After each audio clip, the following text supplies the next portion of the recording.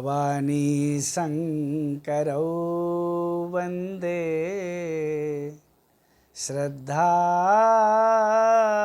विश्वासरूपिणौ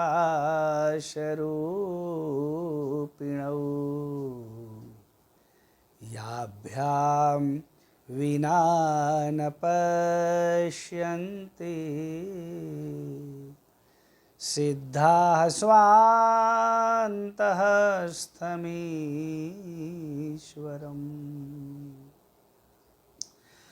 कुन्द इंदुसमदेह उमारमण करुणायन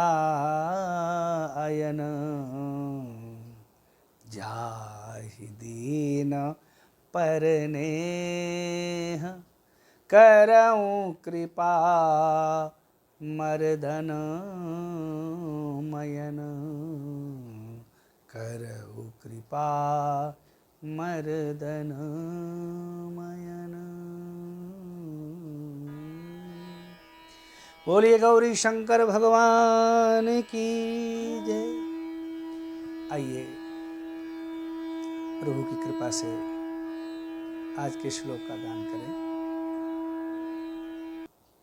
प्रचंडं प्रकृष्टं प्रगल्भं परेशम् अखंडं अजं भानु कोटिप्रकाशम्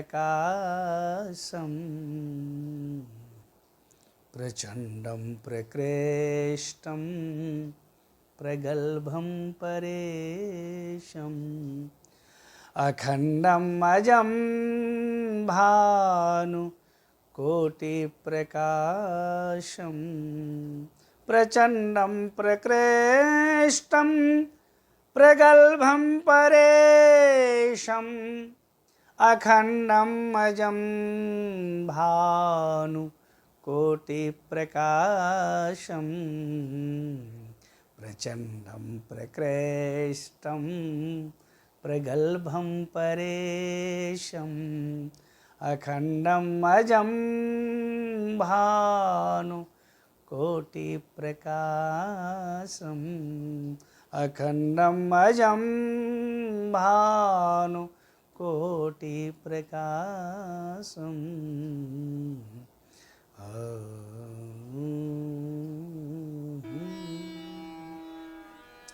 गोस्वामी श्री तुलसीदास जी महाराज कहते हैं, भोलेनाथ कैसे हैं? प्रचंडम। ओहो, प्रचंडम का अर्थ होता है रुद्र रूप, अत्यंत बल, अत्यंत प्रताप। किसी ने कहा प्रचंडम उपसर्ग है, प्रकृष्टम उपसर्ग है सब में, प्रगल्भम परेशम,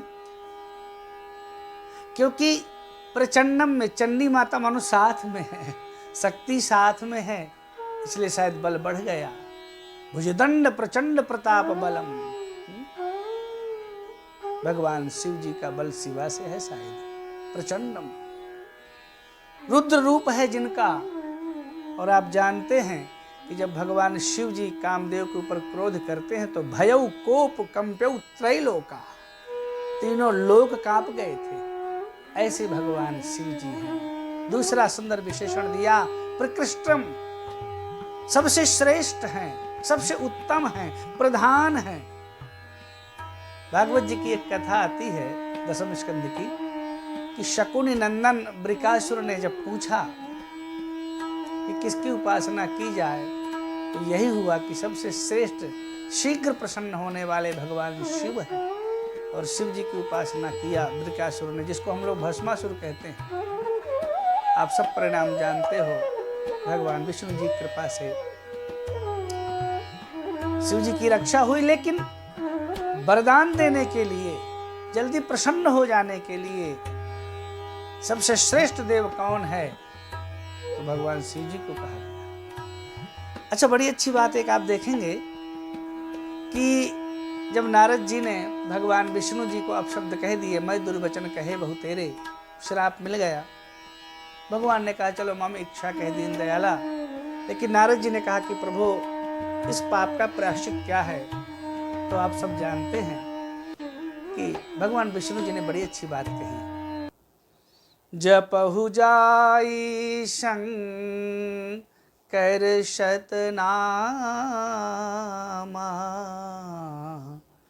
जपहु जाई शंकर सतनामा, होई हृदय तुरत विश्रामा, जपहु जाई शंकर सतनामा, होई हृदय तुरत विश्रामा, जपहु जाई शंकर। शंकर भगवान के सतनाम का जप करो, हृदय में विश्राम होगा। तो हमें ऐसा लगता है कि शिव जी श्रेष्ठ है। इसलिए गुरुदेव भगवान कहते हैं प्रकृष्टम प्रगल्भम तेजस्वी निर्भय प्रतिभाशाली। और प्रगल्भम का तो एक अर्थ कहा गया जिनकी वाणी असत्य नहीं होती, जिनकी वाणी कट नहीं जाती। कई बार मानस का पाठ करते करते इस दास को भी ऐसा लगता है कि कुछ ऐसा हम बोले ना जिससे हमारी वाणी कट जाए। वचन तुम्हार न होए अली का। शिव जी जो कहते हैं सब लोग उनकी बात को मानते हैं। इसलिए भगवान कहाँ है, जब ये बात आई बालकांड में प्रभु जन्म के पूर्व, तो भगवान शिव जी कहते हैं पार्वती जी से, तेहि समाज गिरजा में रहूं, अवसर पाई बचन एक कहूं। प्रभु व्यापक सर्वत्र समाना, प्रेमत प्रगट हो ही मैं जाना। अग जगमय सब रहित विरागी, प्रेमत प्रभु प्रगटै जिमियागी। और गोस्वामी जी वहाँ लिखते हैं, मोर वचन सबके मन माना, साधु साधु करि ब्रह्म बखाना। तो शिव जी वो हैं जो प्रगल्भम, जिनके वचन असत्य नहीं होते। और परेशम गोस्वामी जी महाराज कहते हैं परमात्मा है, सबके स्वामी हैं, सबके ईश्वर हैं। तो प्रचंडम प्रकृष्टम प्रगल्भम परेशम। हमारे जीवन में भी ये शायद चारों बातें आनी चाहिए, कोशिश करनी चाहिए हमें कि हम भी ऐसे ही प्रतापी बने, हम भी ऐसे श्रेष्ठ बने, हम भी ऐसे तेजस्वी बने और हम भी श्रेष्ठ बनने का प्रयास करें। लेकिन आगे की पंक्ति बड़ी प्यारी है, अखंडम। अखंड का अर्थ होता है व्यापक ब्रह्म अखंड अनंता, अनबद्ध अखंड न गोचर जो, उमा एक अखंड रचना, जिसका खंडन न किया जा सके वह अखंड। हमारी बुद्धि खंडित है, परमात्मा अखंड है। यद्यपि ब्रह्म अखंड अनंता। गोस्वामी जी महाराज कहते हैं हम आप सब लोगों को उस अखंड की उपासना करनी चाहिए। वैसे परमात्मा कई बार चर्चा हो भी चुकी कि राम स्वरूप तुम्हार वचन अगोचर, बुद्धि पर अभिगत अकथ अपार, नेत नेत नित निगम कह। उस अखंड की कोई चर्चा कैसे कर सकता है, क्योंकि असित गिर समम शातक जलम सिंधु पात्रे, सुर तरुवर शाखा लेखनी पत्र मुरबी, लिखत यदि हित्वा शारदा सर्व कालम, तदपि तो गुणानामीश पारम नयाति। इसलिए एक दिन हमने कहा भी था, उस अखंड की चर्चा कौन कर सकता है? ये खंडित बुद्धि कर सकती है क्या? जैसे छोटे से पात्र में समुद्र नहीं भरा जा सकता, वैसे हमारी खंडित बुद्धि उस अखंड परमात्मा का चिंतन, हाँ सोई जानहु जहि देहु जनाई, उनकी कृपा से भले हम जान सकते हैं। तो अखंड है, लेकिन आगे का सूत्र अजम, अजन्मा है। तो जब अजन्मा है तो जन्म कैसे लेते? ब्रह्मा जी के नेत्र से रुद्र रूप में। बोले राम सगुन भय भगत प्रेम बश, अपने भक्तों के लिए शिव जी के कोटरुद्र संहिता, शतरुद्र संहिता में सैकड़ों अवतार हुए। किसके कल्याणार्थ? बोले अपने भक्तों के कल्याणार्थ, अपने भक्तों के लिए आते हैं। इसलिए अजन्म होने के बाद भी एक बड़ा अच्छा दोहा मानस का है, व्यापक ब्रह्म निरंजन निर्गुण विगत विनोद, सो अज प्रेम भगति बस कौशल्या की गोद। जैसे राम जी आते हैं, सो अज, वहां अज शब्द है, और यहाँ भी अखंडम अजम अजन्मा है, पर भक्तों के कल्याणार्थ वो अनेक रूपों में आ जाते हैं। लेकिन अगला सूत्र है भानुकोटि प्रकाश, करोड़ों सूर्यों के समान जिनका प्रकाश है, भानुकोटि प्रकाश। और हमें तो ऐसा लगता है कि बिनु तप तेज की करे विस्तारा, ये तेज बिना तप के नहीं आता है।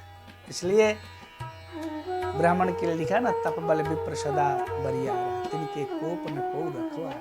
ब्राह्मणों में सबसे बड़ा बल होता है तपस्या का। तो इसलिए भगवान शिव जी को गोस्वामी जी महाराज कहते हैं भानुकोटि प्रकाशम, उनका ऐसा प्रकाश है करोड़ों सूर्यों के समान, ऐसा उनका तेज है। तो मुझे जो ये सातों बातें लगी बहुत अच्छी, सातों दिन धारण करने के लिए हमारे लिए हो सकती हैं। हम भी शिवरूप हो सकते हैं, स्वरूप नहीं। काश हमारे अंदर ये भाव आ जाए, शिव जी की उपासना का भाव आ जाए, तो हम भी प्रचंड हो सकते। प्रचंड का अर्थ किसी को परेशान करने का नहीं, लेकिन प्रचंड का अर्थ है हमारा भी अत्यंत बल, श्रेष्ठ प्रतापी हम हो जाएं। इसलिए हमारे जीवन में ये सातों गुण आए सातों दिन, इसके लिए हमें शिव जी की उपासना करनी पड़ेगी। तो शिव जी कैसे, एक बार पुनः गा लें। प्रचंडम प्रकृष्टम प्रगल्भम परेशम अखंडम अजम भानु कोटि प्रकाशम प्रचंडम प्रकृष्टम प्रगल्भम परेशम। ऐसे भगवान शिव जी को हम आप सब लोग प्रणाम करते हैं।